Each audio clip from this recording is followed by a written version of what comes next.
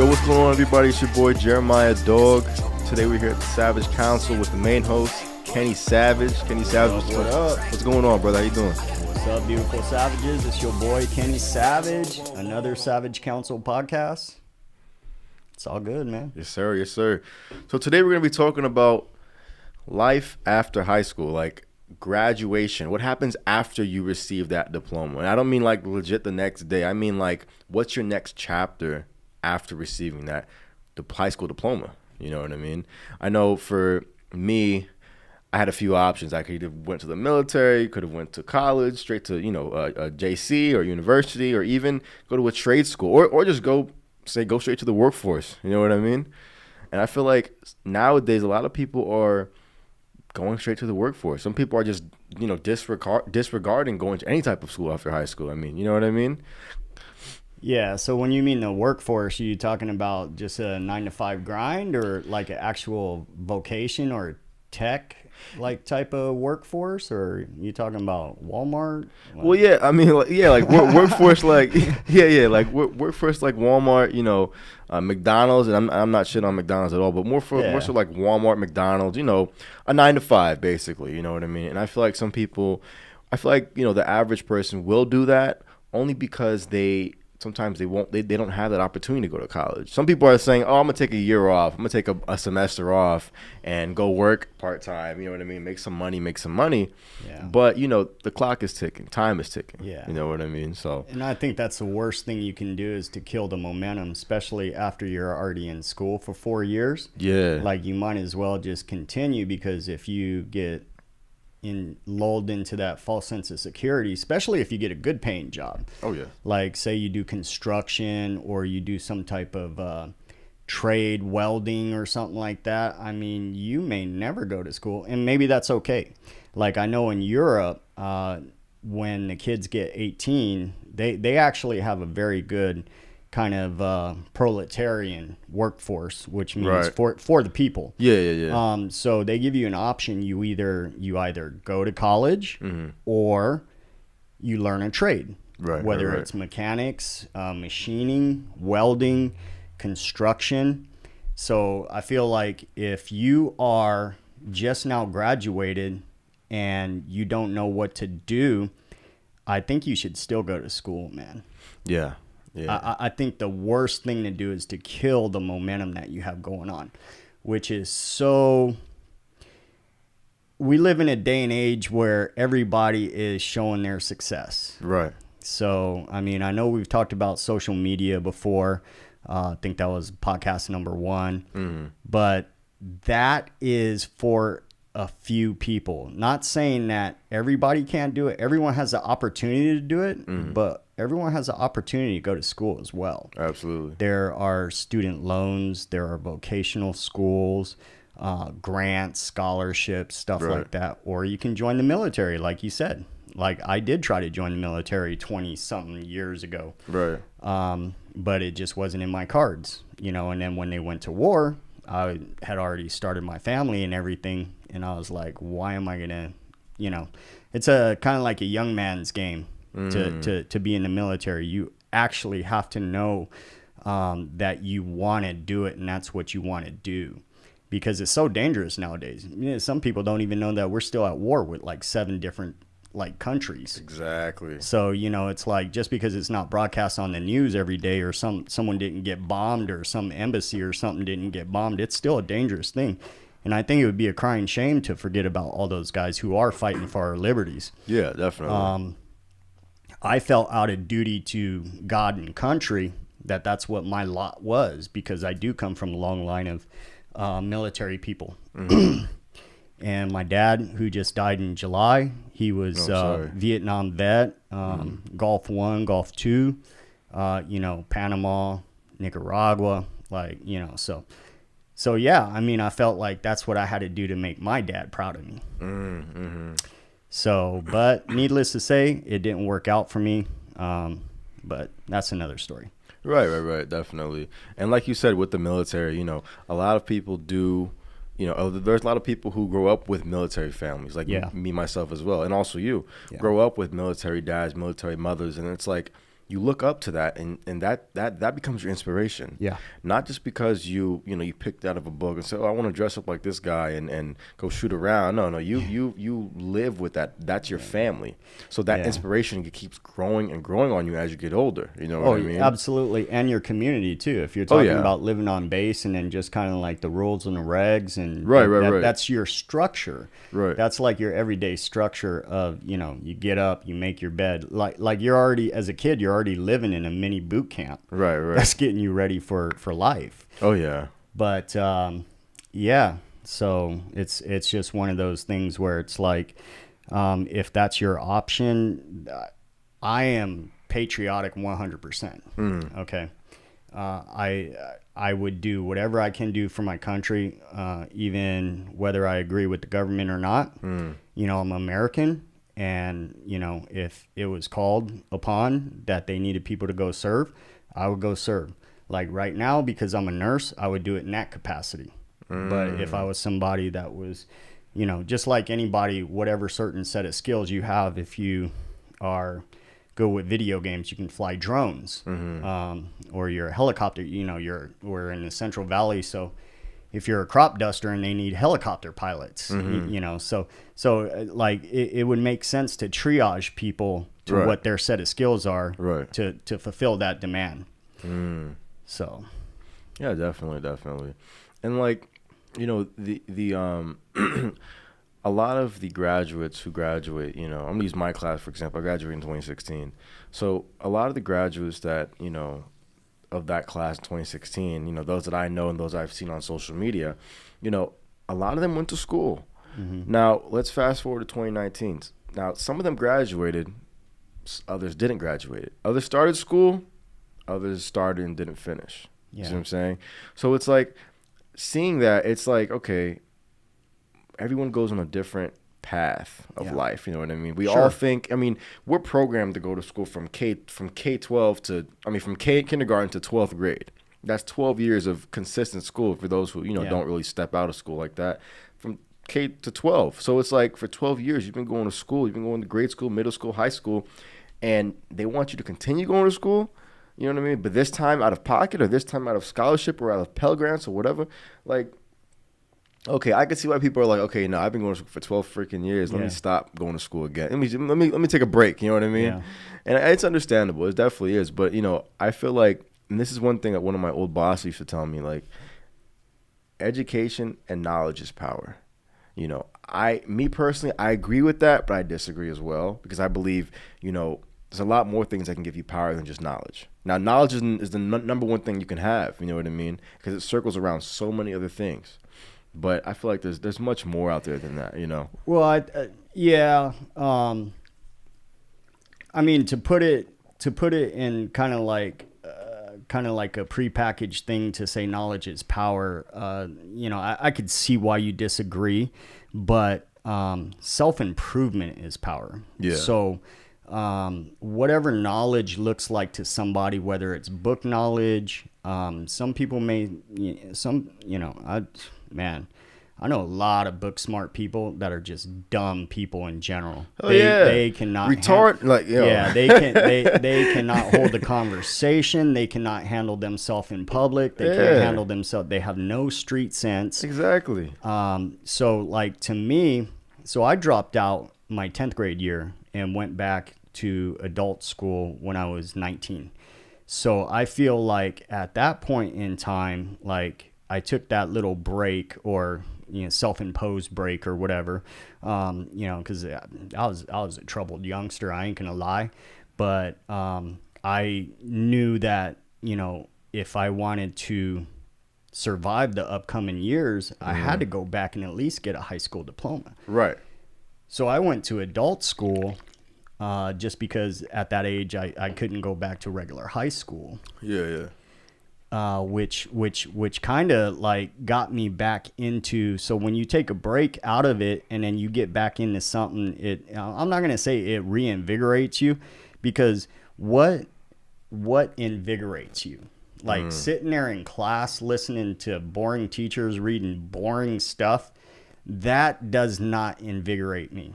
But I could see that there was a passion to get back out in life and start living. Yeah. So that's why I did it. And whatever that looks like, whether it's like, you know, getting your education for a better paying job or just pursuing something that you're passionate about, knowing that you have to jump through the hoops. I think, so here's my take on it. I think people just don't want to play the game. And it's a game. Don't kid yourself. 4 years of university is a joke. Yeah. Like, and I'll tell you that because, you know, it's the same stuff. It's the same pop psychology. It's the same pop philosophy. It's the same math. Man, statistics, trigonometry. I ain't never used that in my nursing career. But I had to spend time in class learning it. And so yeah, it's just when you start to work for a goal that gets you excited to wake up, like it all starts with figuring out what it is you want to do. I feel like a lot of people don't know what they want to do. That's why they want to take a break to discover themselves or to find themselves. But that could be a permanent break for a while, and then 5 years go by, and you know you're just 5 years older and in the same spot. Exactly.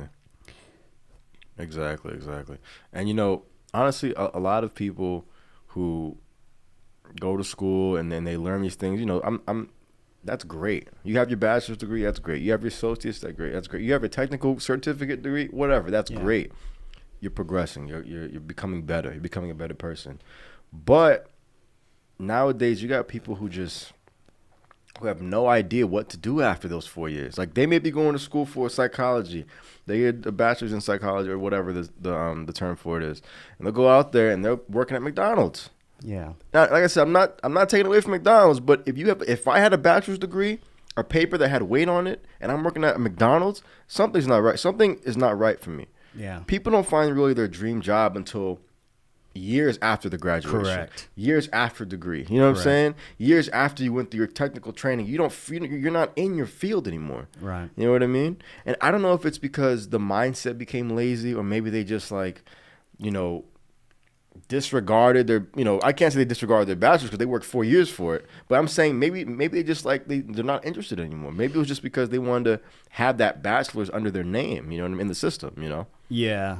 So yeah, I mean, you got a good point. Some people just like to have a bunch of initials after their name. Whatever, good for you. Okay, that's fine.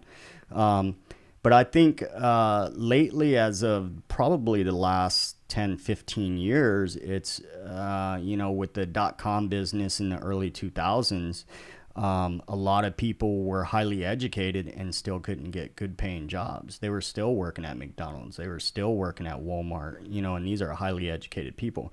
Somehow the market got saturated and people just started doing different things. So that's when I think it switched to, you know, going to college for your parents to, okay, well, I'm going to drop out of Stanford here or Berkeley. And I know these people. Yeah.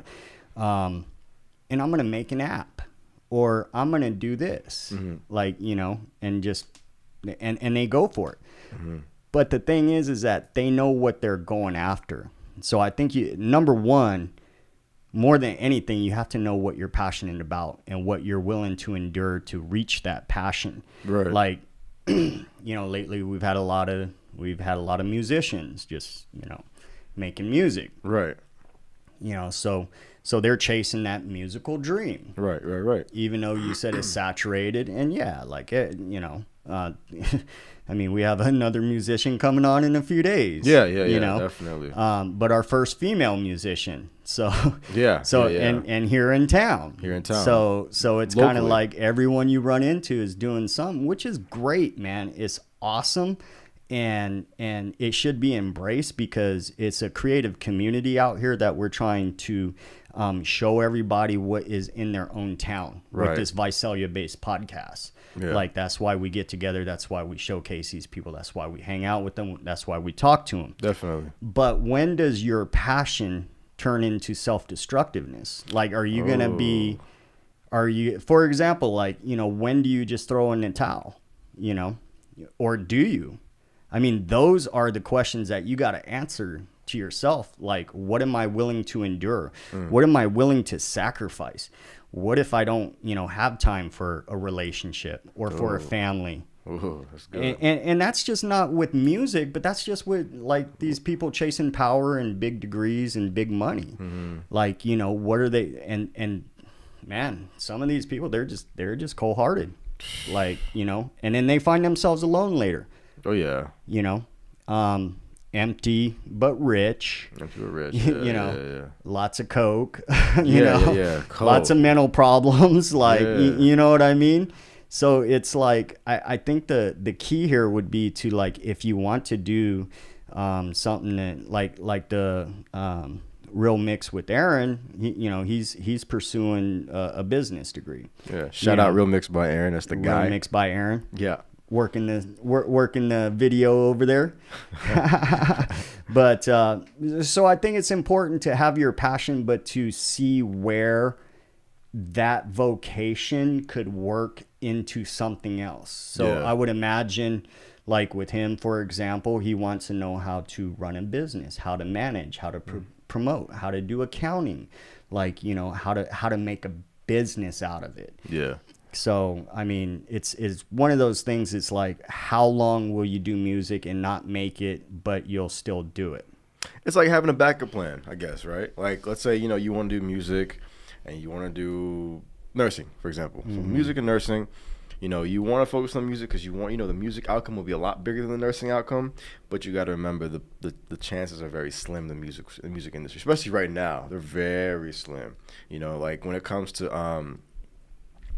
creativity and craft and standing out, it's hard. Now these guys there's guys out there who are making it, but it's like the few. It's like being handpicked from a big old box of crayons. Well, it's like it's like how many people start in Pop Warner football or Little League baseball, go to the World Series, Little League World Series, or go to the championship CIF high school. And how many of them make the bigs? I mean, that's what you're looking at. Yeah. You're looking at something where it's like you said, like you have to stand above, like the cream has to rise to the top. And if you ain't the cream, then I don't know what to tell you. Time to get plan B. Man, and let me tell you, and there's even those people, to flip the script a little bit, there's people who come out of who are the smartest people in high school. They come out of high school and they're like, I'm not saying they're dumb, but they come out doing dumb stuff.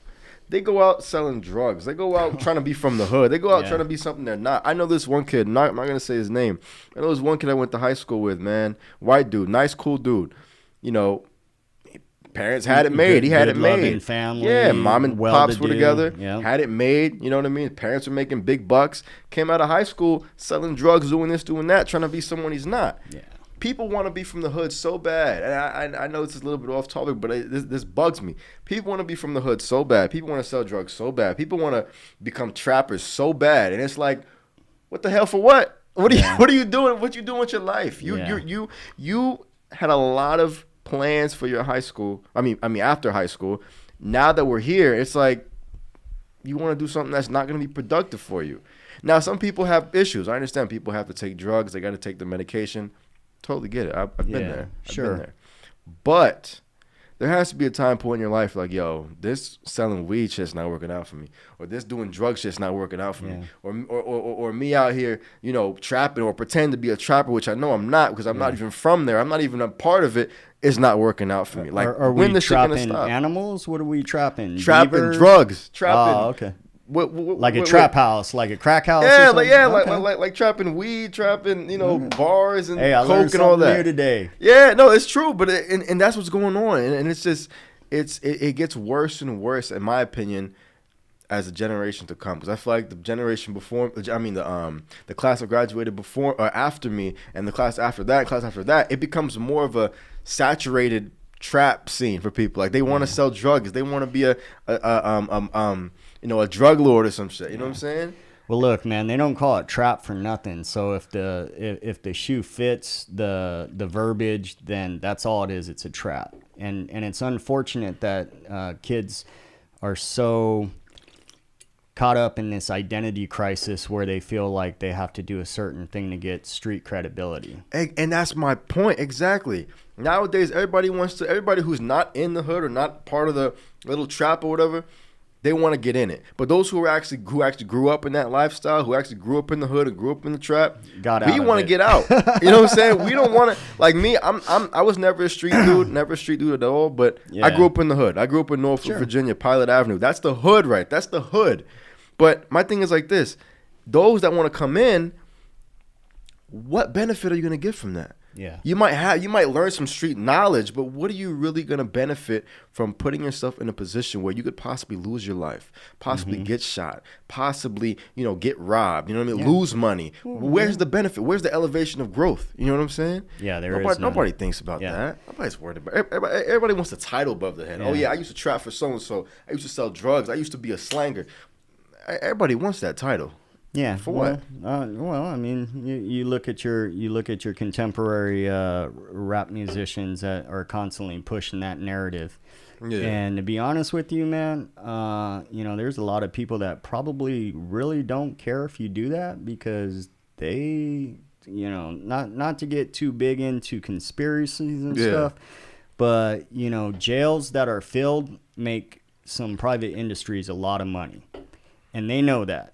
So there's a second narrative behind the scenes as far as wanting to debase today's youth, because if you're not a productive citizen, you don't revolt against the things that you see wrong. You just go with the flow, and you're kind of like a little narcissistic person that's caught up in your own world and your own thing.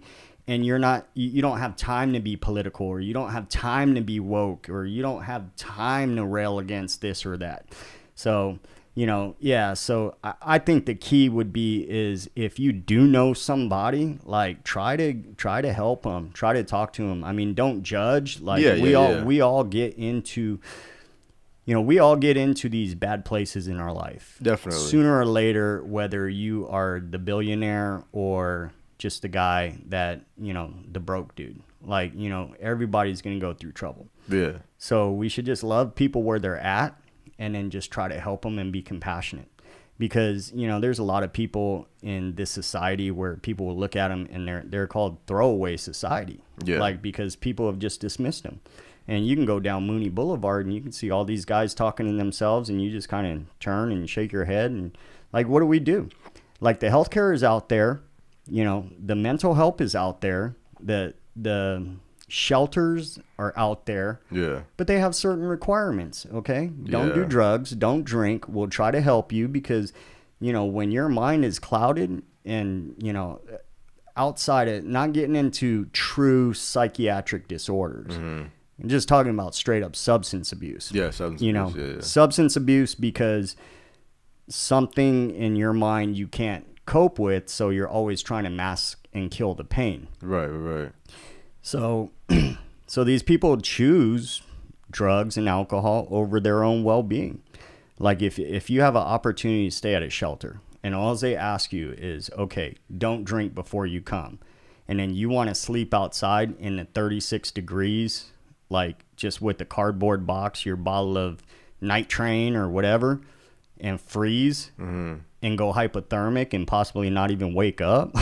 Right. It don't make sense. But I mean, it's very troubling. I wish there were a solution, and I wish there were more organizations that would be able to help people. Especially vets that are coming back. Yeah. And people that are, these people who need psychiatric help, they just go in and out. I mean, as a healthcare worker, I've seen it time and time. They just go in and out. They're tossed around from one place to another. They just turf them to another place. And it's unfortunate. But, I don't have the solution. Mm-hmm. Yeah, I mean, This society is just, it's a lot of questions that we all have, Oh yeah. A lot of answers that we probably won't get. Yeah. You know what I mean? Yeah. Well, look at this. And then there's just people benefiting from scamming other people. Okay. Oh, man. So there's a guy, probably drop out anywhere into any town, anywhere on this world, on the side of the freeway, there's a guy that says, need help, give me some money. And, there's a guy off the freeway that I used to see all the time. And this is when I wasn't working. I was unemployed and on disability, and had I overcame some life-threatening gastrointestinal issues, which I'm well now, and I don't take any medications anymore. Now it was just by changing my diet and changing my mindset and getting my head straight. But you got a guy on the side of the freeway asking you for money, and this guy had a better looking bike than I did. And I'm like, why am I going to give you money? I don't even have a bike. And if I did, it's not as new as yours. So, I mean, again, like there's going to be sheeps and wolves out there, imposters and authentics and this and that. Talking about like, let's help like the people who really truly need it. Like, kind of go back to the biblical days where it's like your brother and you really want to take care of your brother. Like, so. Yeah, definitely. I mean, it's a lot. You know what I mean? I feel like sooner or later, the questions that have been, and even the questions we've had years ago, you know what I mean? Even questions that might pop up, will definitely get answered. You know what I mean? Like in regards to how people see things, in regards to how they do things, how they feel like they have to operate with these drugs or operate by being a part of the low life society. You know what I mean? It's hard, man. It's hard. But I think sooner or later, if not today, if not tomorrow, a few years from now, whatever, we'll get our answers. We'll figure out. You know what I mean? Yeah, I mean, and there's really it's human nature, man. It's a primal thing. It's kind of like it's there's always going to be the haves and have-nots, and it started from back in Neanderthal and caveman days. Like if you had a bigger physique and you were better with rocks and spears and stuff, you ate. If you didn't, then you didn't eat. Yeah. So it's all about survival.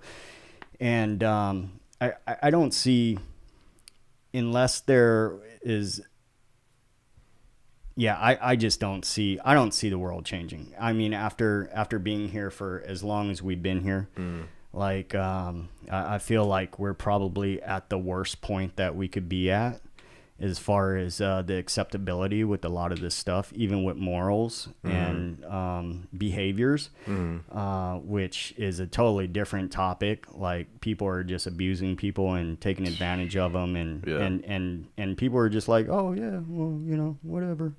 Like, bad stuff's happening because good people aren't saying anything about it, So like, why was this this whole Hollywood Weinstein thing with all that stuff? Yeah. With the Bill Cosby, Cardi B, whatever. Like, it's all the same. Abuse is abuse, however you cut it, whether it's guy or girl. Whatever. It's still unacceptable. It's still unacceptable. Yeah. Unacceptable. Definitely. But like, how is it because they got money, because they got power? Maybe not Cardi B's situation, but but definitely for. For the others. So what did she say? She just got a new grill out of it? Like, what did her song say? Like, she you know what? I don't know. Cardi B, yeah. She's a great artist, but, her content is just kind of not uneducating, but it's uneducated, because I don't learn shit from hearing Cardi B. Yeah, excuse my language. Yeah. Here's the thing though, like there are definitely there is a counter narrative where people, I wouldn't want to say people like they're like gray alien people or anything, but there's definitely a part of society that is letting things happen that promote all of this trapping, this drugging, this you don't need to go to school kind of thing. It was the same in the 60s with Timothy Leary when they encouraged everybody to do LSD. Tune in, turn on, drop out. What was his name? Timothy Leary. For those who don't know who Timothy Leary is, go ahead and tell the people who is that. He was a Harvard professor. 1963, 1964. Him and another guy named Richard Alpert were doing studies out at Harvard, and they were interested in behaviors. And as the story goes, they just happened to do some LSD, and like it took them closer to God. And so they went out and said, hey, everybody needs to take LSD, like it'll make you spiritual. So Richard Alpert turned into Ram Dass, with Bubba Ram Dass. He just died a few years ago. He's like a white yogi. But that's besides the point. Like what he was actually doing, I don't really have an issue with, because he was actually trying to find a spiritual awakening, but with clarity. And you know, not with drugs. He was trying to do it with meditations and chanting and stuff like that. That's all still woo-woo stuff and like way too far advanced for my simple brain. But Timothy Leary, they have these, society has had these mouthpieces that put people out there saying like, hey, this is cool, you need to do this. And what was going on in the 60s? Vietnam. Protests, civil rights. People don't even remember that it was less than 50 years ago that you and we couldn't even be sitting here. Man. You would have to ride on the back of the bus, bro. You had a special water fountain for you to drink out of. Right. Less than, what, 50 years 50 ago? 50 years, yeah. 60 years now that we're getting closer to 2020. Yeah. But I mean, crazy. There's people who've lived through that. People who definitely. were 65, 70, and who've seen it, you know what I mean? Yeah. And those who were little growing up and saw it, you know what I mean? Or was familiar with it, you know what I mean? Oh, man. Yeah, so I mean, we as a society, we have to be smart about what we put into our brains. All this nonsense bullshit that doesn't elevate your mind. Yeah. Like, you are what you consume. So if you're constantly taking in garbage, like, the output is garbage. Exactly. You're going to shit out garbage. You know what I mean? You're going to wipe your ass with garbage and look at the wipe and say, oh, there's garbage on the garbage. That's it. That's terrible. It's all bad. And there's people that want to do it to us. That's why, like, you know, I don't follow popular culture. Yeah. That's why I probably wouldn't know half of the people that you know, and why you don't know half of the people that I know, because I'm from a different time and I got woke, thank God, you know, probably about 10 years ago, you know, after 9/11, you know, was like, hey, like, you know, there's what, Tower 7? Tower 7 didn't even get hit by a freaking airplane. How did that go down? You know, and what was housed in Tower 7? The day before, Donald Rumsfeld said, oh, well, we're like $3.3 trillion in debt. Well, where were those files at? In Tower 7. Exactly. So, I mean, it's like, man, we gotta have like a open communication about like, hey, like, people think this stuff is cool. Yeah. But like, it's not a joke, because at the end of the day, people don't care. No. And it's gonna be you that if you didn't go out and get like some type of job or vocation, and I'm not saying to give up on your passions, man. Like it took me, I'm 46, and my passion for what I'm doing now has just been reawoke. But like, I was already there, man.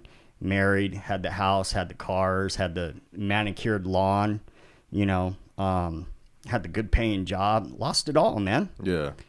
And then, you know, had the friends and the, you know, accolades and this and that. And then like, when I went through my time of darkness, wasn't nobody around. I got a divorce. I mean, like, I shouldn't say that. No one was around. My kids were around, which is the most important thing. Absolutely. But I felt like a 100% complete failure. So now, like, the only thing I'm trying to do is be a better human, be a better dad, and be a better friend to everybody. You know, so, because at the end of the day, that's all you have is people who love you and the experiences that cannot be replaced. Right. No amount of money can give you that satisfaction of your life being clean, moving forward, always constantly waking up and then wanting to go do something in life. And so now at 46 years old, this passion is just like, dude, I jump out of bed sometimes and just like, hey, what's going to happen today? Like, I don't even know. Anticipated. Yeah. Yeah.